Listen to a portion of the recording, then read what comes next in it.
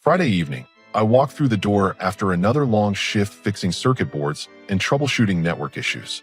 8 years as an electronics technician, and I thought I'd seen every kind of problem. Turns out, the biggest malfunction was waiting at home. My wife was standing by the kitchen counter, scrolling through her phone with this weird, almost nervous energy. She looked up when I walked in, and something in her expression immediately fell off. "Hey," she said, way too casual. "I need to ask you something." I set my work bag down and grabbed a bottle of water from the fridge. "What's up? I need the apartment this entire weekend." She said it like she was asking me to pick up milk from the store. "Don't ask questions, just go stay somewhere." I stopped mid-drink and stared at her. "Come again. I have some important documents to organize, and I need complete focus. No distractions." She was still looking at her phone, not making eye contact. "You could stay at your brother's place, or get a hotel room." The way she said it, so matter-of-fact, so dismissive, it was like she was kicking me out of my own home. I felt this cold realization wash over me. In 8 years of marriage, she'd never made a request like this.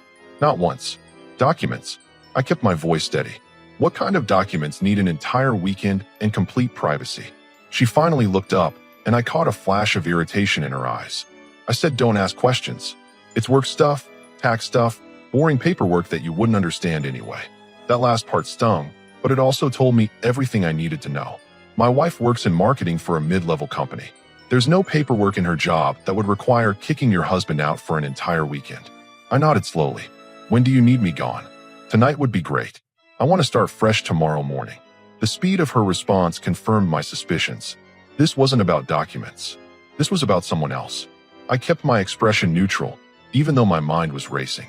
"All right, I'll pack a bag and head out." She actually looked surprised. "Just like that? You're not going to argue or make this difficult?" I shrugged. "You said you need the apartment, so you've got it. I'll find somewhere to stay." The relief on her face was unmistakable. She even smiled. "Thanks for understanding. This will really help me get caught up on everything." I went to our bedroom and packed a weekend bag, moving deliberately slow while my brain worked through the situation. My wife thought she was being clever, but she'd just made a critical error. She'd forgotten what I do for a living. Installing security systems is part of my job. I've set up cameras in dozens of offices, homes, and retail stores. And I happen to have a compact, wireless security camera in my work supplies that I'd been meaning to return to inventory. While she was in the living room, probably texting whoever she was planning to bring over, I made a quick trip to my work bag. The camera was small enough to fit in my palm, battery-powered, with motion activation and remote access through a phone app. I found the perfect spot behind some books on our bedroom shelf. Completely hidden, perfect angle, excellent view of the bed and most of the room. The setup took less than 3 minutes. When I came back to the living room with my packed bag, she was still on her phone, typing furiously. "All set," I announced. "I'll be back Sunday evening." She looked up and gave me this fake, grateful smile. "Perfect. I really appreciate this." I kissed her forehead, grabbed my keys, and headed for the door. Have a productive weekend organizing those documents. As I walked to my car, I could practically feel the excitement radiating from our apartment window. She thought she'd won. She thought she'd outsmarted me. What she didn't know was that I'd just installed the most advanced surveillance system she'd ever encounter. And unlike her weekend plans, my camera didn't lie. I checked into a decent but basic hotel about 20 minutes from our apartment. Nothing fancy, just clean sheets and reliable Wi-Fi. The kind of place where you pay by the night and nobody asks questions about why you're there. Saturday morning, I kept myself busy. Hit the gym, grabbed lunch at a local diner, even went to Home Depot and wandered around for an hour looking at tools I didn't need. But the whole time, my phone was burning a hole in my pocket. The camera app showed motion detection alerts starting around 11 a.m. I ignored them. Whatever was happening, I wanted to see the complete picture, not just fragments. By Saturday evening, I couldn't wait anymore. I ordered a pizza to my hotel room, cracked open a beer, and opened the camera app on my phone. What I saw made my stomach drop to the floor. My wife was cooking dinner in our kitchen, but she wasn't alone. There was a guy with her. Tall, clean-cut, wearing khakis and a polo shirt like he'd just stepped out of a corporate team-building event. They were moving around each other with the kind of familiarity that doesn't develop overnight. He knew where we kept the salt. She handed him a beer from our fridge without him asking. They weren't acting like business colleagues reviewing documents. They were acting like a couple. I watched him wrap his arms around her waist while she stirred something on the stove. Watched her lean back against him like it was the most natural thing in the world. Watched them laugh at some private joke while eating dinner at our kitchen table. The rage hit me first, hot and immediate. But then something else kicked in. The same analytical thinking that helps me troubleshoot complex electronic problems. I needed information, not emotions. I scrolled back through the day's footage. Motion detection had captured their arrival around 11:30 a.m. He'd brought an overnight bag. They'd spent the afternoon on our couch, talking and drinking wine like they were on some romantic weekend getaway. In my apartment, in our home. But here's the thing about surveillance systems. They capture everything, including faces. I took screenshots of the guy's face from multiple angles. Clear, high-resolution images. Then I did what any electronics technician would do when faced with an unknown component. I researched it. A reverse image search led me to his LinkedIn profile within minutes. Jerome Phillips, senior consultant at Ross Business Solutions, the same company where my wife had attended that professional development conference 3 months ago. The same conference where she'd met her new mentor. Jerome Phillips, engaged to a woman named Alice Chambers. Big smile, professional headshot, list of achievements including deacon at Chambers Community Church. I kept digging.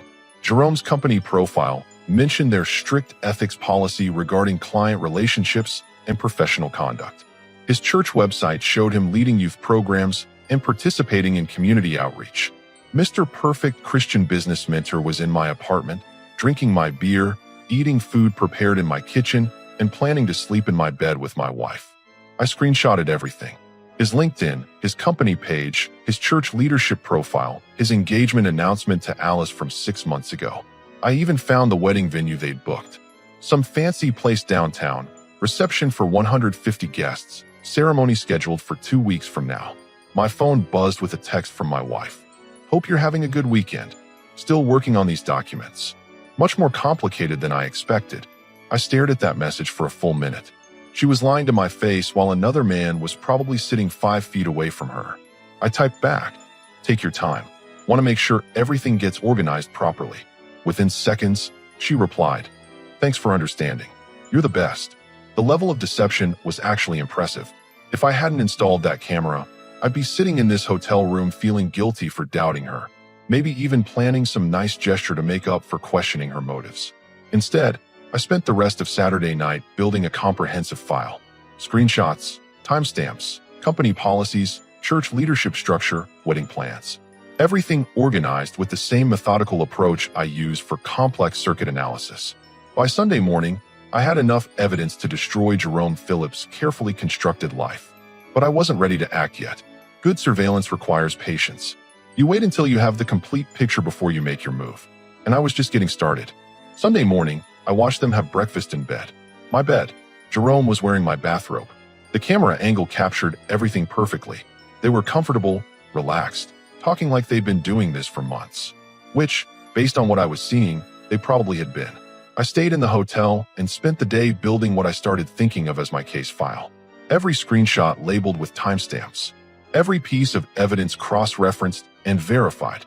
Jerome's company, Ross Business Solutions, had an extensive employee handbook available online. Page 47 specifically addressed inappropriate relationships with clients or their family members. Violation could result in immediate termination and potential legal action. His church was even more interesting. Chambers Community Church had a detailed leadership structure posted on their website. Jerome wasn't just some casual attendee, he was a deacon. The church constitution clearly outlined moral expectations for leadership positions. Adultery meant immediate removal from all positions and potential excommunication. But the real gold mine was Alice's social media. Alice Chambers, Jerome's fiancée, was a wedding planning enthusiast. Her Instagram was filled with venue photos, dress fittings, cake tastings. She'd been posting countdown updates. 2 weeks until I marry my soulmate, posted just yesterday, complete with heart emojis and photos of their engagement rings. The wedding was scheduled for Saturday, February 18th, at the Crane Manor downtown. High-end venue, expensive. Alice had posted about the guest list hitting 150 people and how they'd finally send out all the invitations. Jerome had also posted about the wedding on his LinkedIn, thanking his company colleagues for their support and mentioning how blessed he felt to be marrying Alice after a pure courtship guided by faith. Pure courtship. While he was spending weekends in my apartment with my wife, my phone kept buzzing with updates from my wife. Still sorting through everything. This is taking longer than expected. Then later, might need most of today too. Hope that's okay. I replied with supportive messages, playing the understanding husband while documenting every lie. Around noon, I watched Jerome leave the apartment briefly. Security cameras in our building's lobby would have captured him, but I didn't need that footage. I had everything I needed from inside our home. When he returned an hour later, he was carrying grocery bags and flowers. They cooked lunch together, Jerome apparently making some pasta dish while my wife sat at our kitchen counter, laughing at whatever charming stories he was telling. The casual intimacy was what made it worst. This wasn't some desperate, guilt-ridden affair. They were acting like a genuine couple enjoying a romantic weekend getaway. In our home, with our stuff, in our bed. I took detailed notes on their routine. What time they woke up, how long Jerome spent in our shower, which of our towels he used, what food they ate from our refrigerator, how they split up household tasks like they'd been living together for years. Most importantly, I documented their conversations.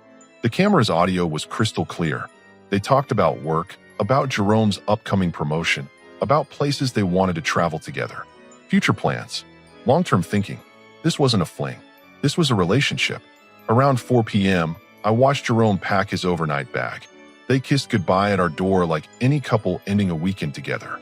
My wife actually straightened his tie before he left. After he was gone, she cleaned the apartment methodically, changed the sheets, wiped down surfaces, even lit a candle to change the smell. Professional-level evidence removal. Then she texted me. Finally finished. Everything's organized and put away. You can come home anytime. I waited 2 hours before responding. Great. I'll head back around 7 p.m. Perfect. I'll have dinner ready. The performance was flawless. When I walked through our door at 7:15, she was in the kitchen wearing an apron, cooking my favorite meal.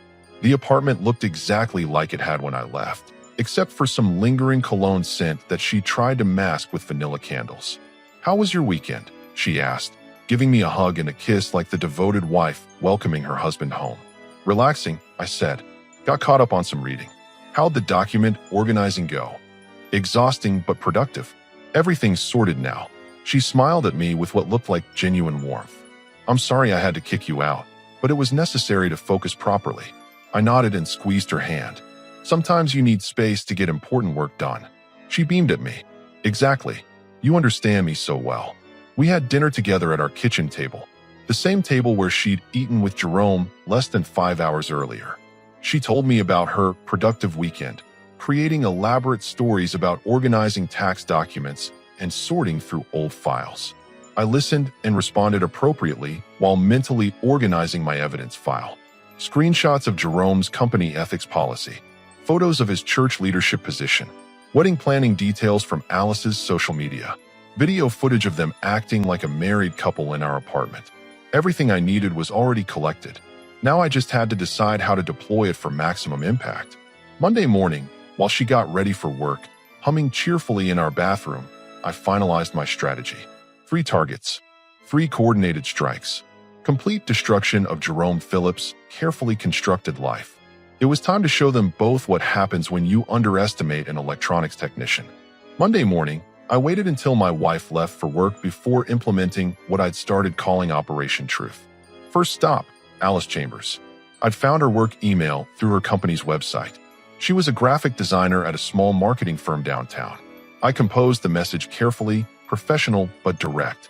Dear Alice, my name is Dylan, and I believe you're engaged to Jerome Phillips from Ross Business Solutions. I'm writing because there's something you need to know about your fiancé before your wedding in 2 weeks. I've discovered that Jerome has been having an affair with my wife. I have video evidence of them spending this past weekend together in my apartment while I was away. I'm attaching footage from Saturday and Sunday that clearly shows their intimate relationship. I understand this is devastating news, but you deserve to know who you're planning to marry. The timestamps on the videos will show this happened while he was supposed to be preparing for your wedding. I'm sorry to be the bearer of this news, but I couldn't let you enter a marriage based on lies. I attached 3 video clips. Jerome and my wife cooking together Saturday afternoon, them in bed Sunday morning, Jerome leaving our apartment Sunday evening with his overnight bag, Email sent at 9:23 a.m. Second target, Ross Business Solutions HR Department. Their website listed Martha Franklin as Director of Human Resources. I found her email and crafted a different message. Ms. Franklin, I am writing to report a serious violation of your company's ethics policy by one of your senior consultants, Jerome Phillips. Mr. Phillips has been engaging in an inappropriate relationship with the wife of another man, violating Section 12.4 of your employee handbook regarding professional conduct. This relationship developed during company-sponsored training events and has continued for several months. I have video documentation of Mr. Phillips spending entire weekends with this married woman in intimate circumstances. As this directly violates your stated policies about maintaining professional boundaries and appropriate conduct, I believe immediate action is warranted. I am prepared to provide additional evidence if necessary. Same video clips attached. Sent at 9:41 a.m.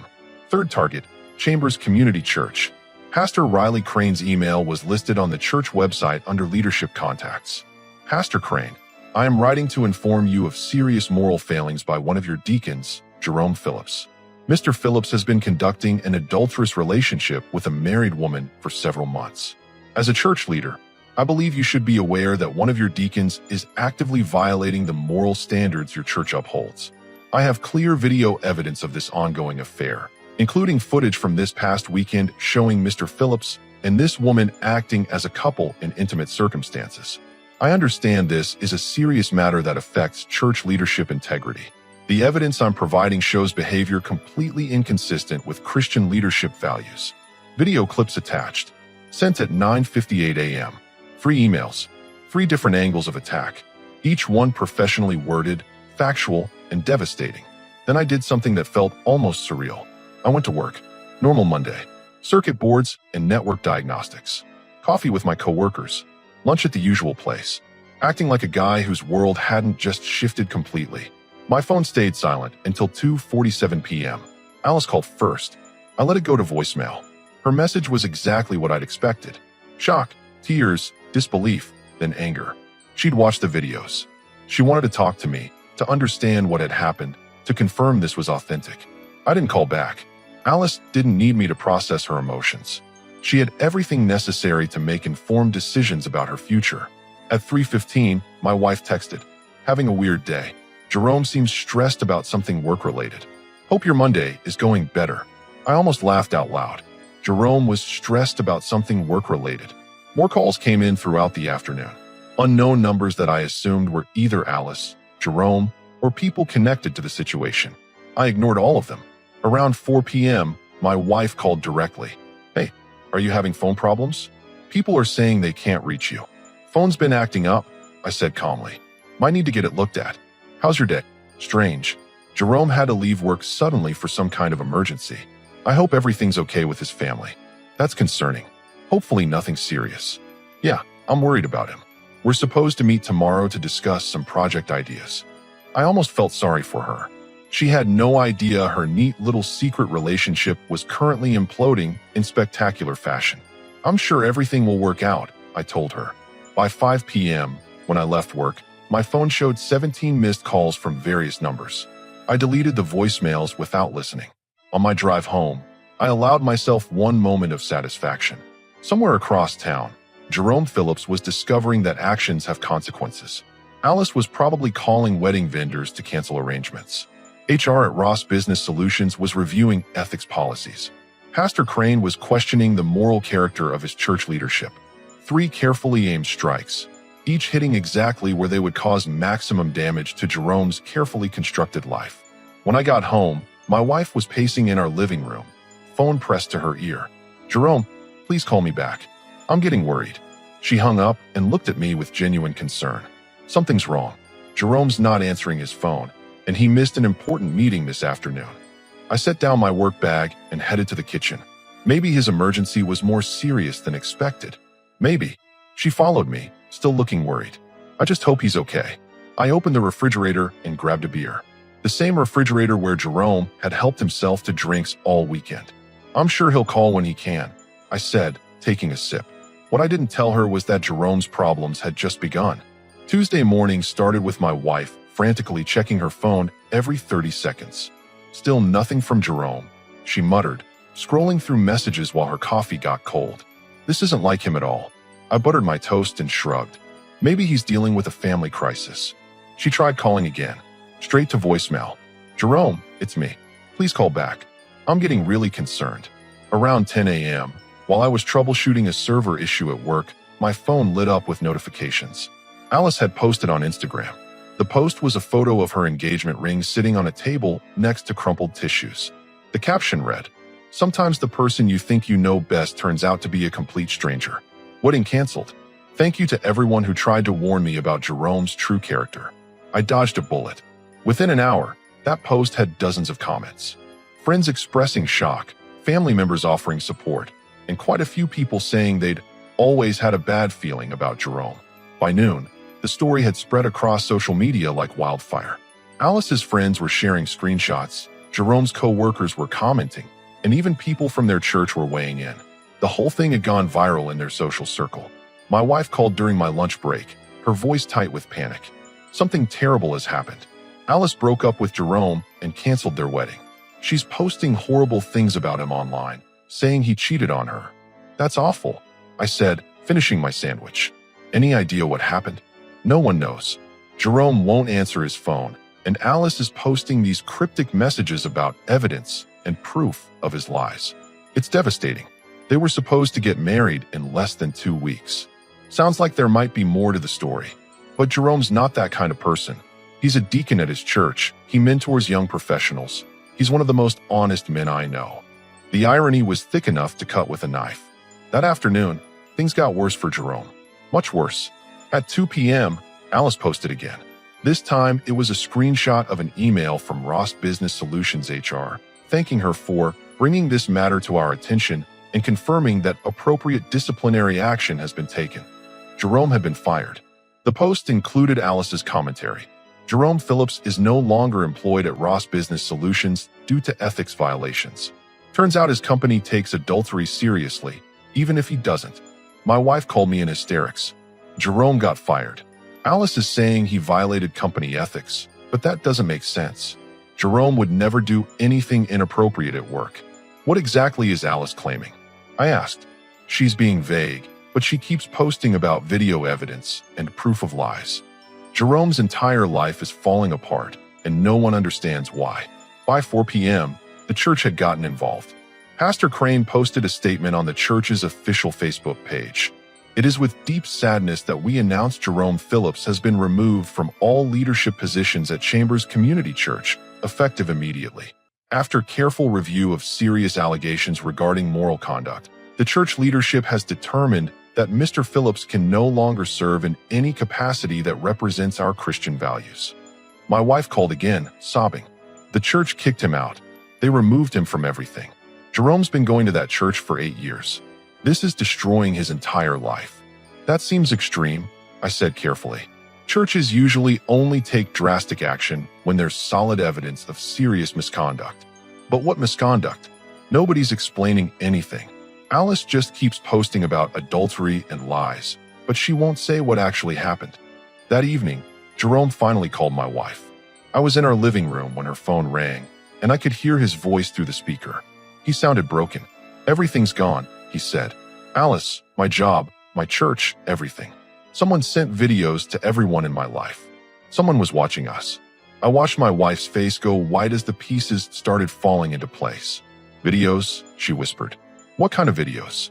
Us. This weekend. In your apartment. Someone filmed us, and now my entire life is destroyed.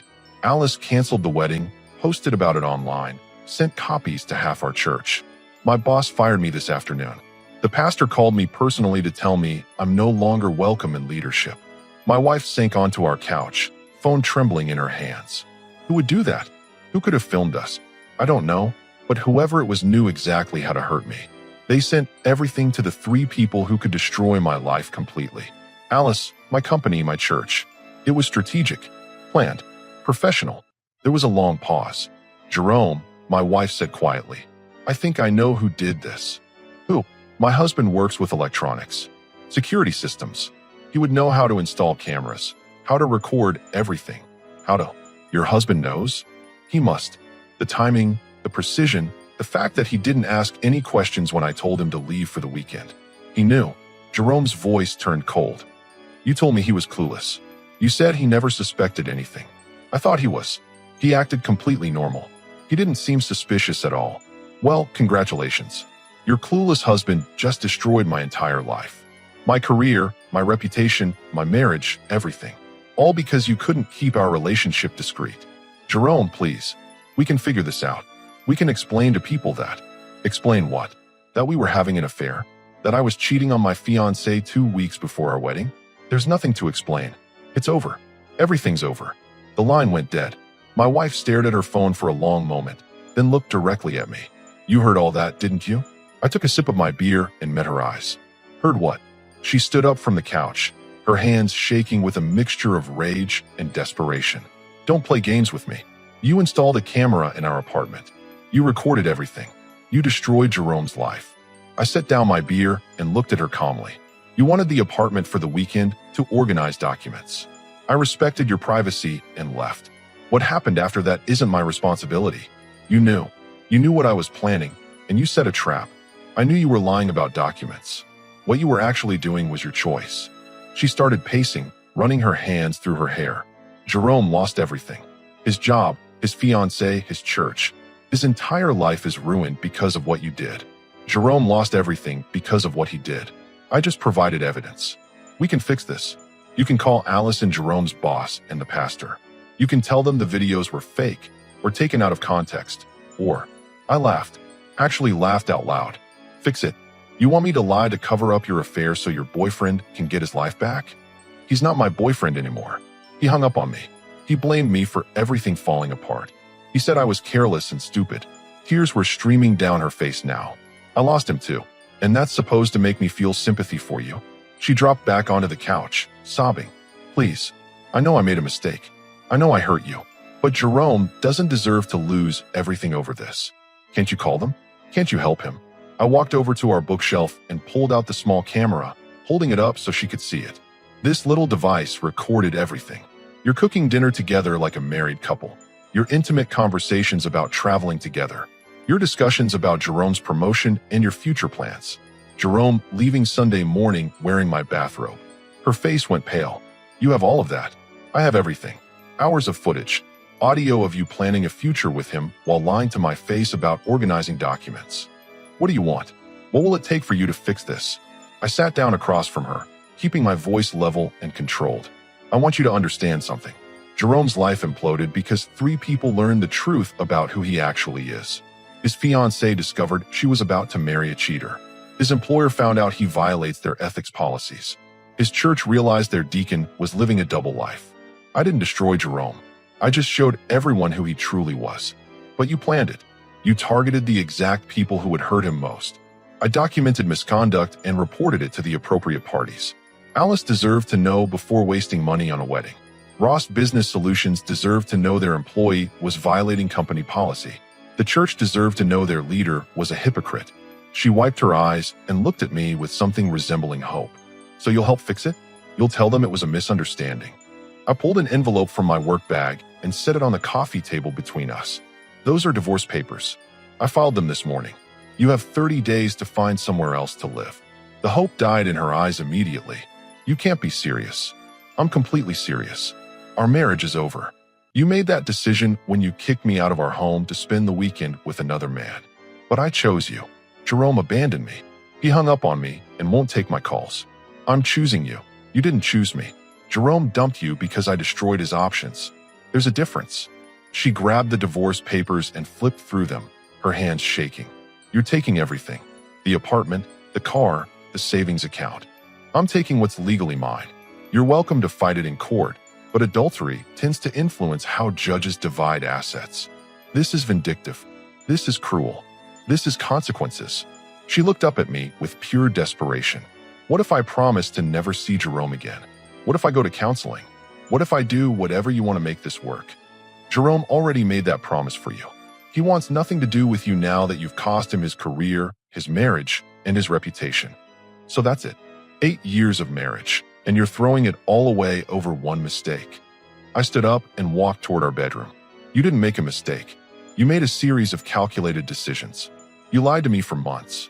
You brought another man into our home. You disrespected our marriage and our relationship. Those weren't mistakes. Those were choices. Where are you going? To pack. I'm staying in a hotel while you figure out your living arrangements.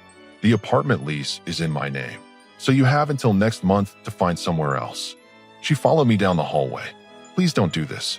I know I hurt you, but destroying our marriage won't fix anything. I pulled a suitcase from our closet and started packing clothes. Our marriage was destroyed the moment you decided Jerome was more important than your wedding vows. I'm just making it official. I never said Jerome was more important. You didn't have to say it.